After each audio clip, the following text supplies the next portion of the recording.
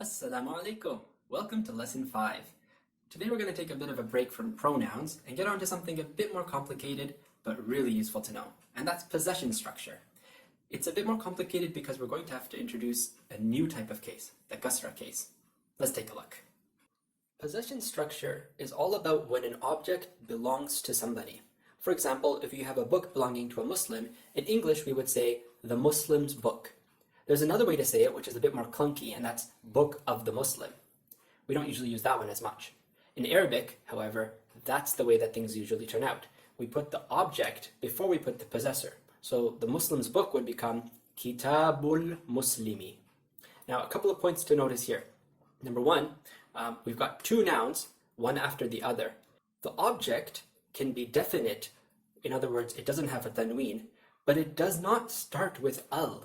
It's definite by the sense of its position, not by the fact that it starts with a the. The possessor, or the owner, on the other hand, can start with the, or al, and the important distinguishing factor is that it ends always with a kasrah, or in a kasrah-case. And that's not something we've seen before. So, in general, if you ever see that you have two nouns side by side, the first one does not have al, but it also does not have a tanween, then that's your signal that you're in a possession case, and you can translate the first word as an object belonging to the second word, who is the owner. And in English, you could just add, for example, the words of, the in between. Looking at some examples will make this more clear. Rasulullahi, meaning the messenger of Allah. Rasul has no al, but it doesn't have tanween either, and Allah has a kasrah after it, and it's a definite noun, so we translate this as messenger of Allah. Similarly, Laylatul Qadri. Again, we have a word with no al and no tanween, followed by a noun with a kasrah. So we can say the night of power, or however we translate qadr. Here's an interesting example. Amirul Mu'mineen.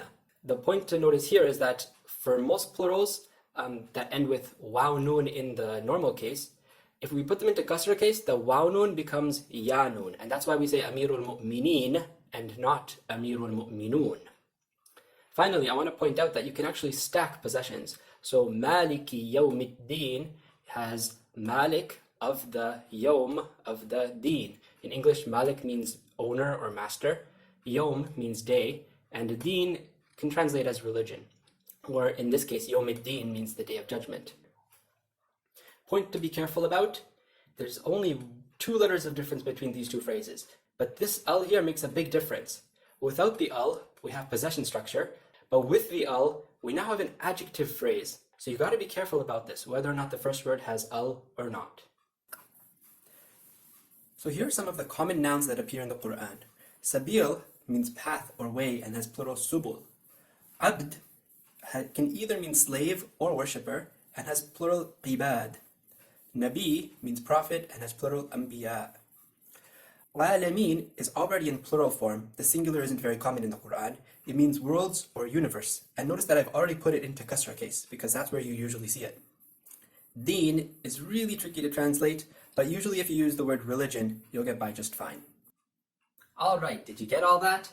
I know it's a lot, but with practice, you'll be able to recognize possession structures in no time. To help you out, I'm including a link below to some examples from the Qur'an of possession structure.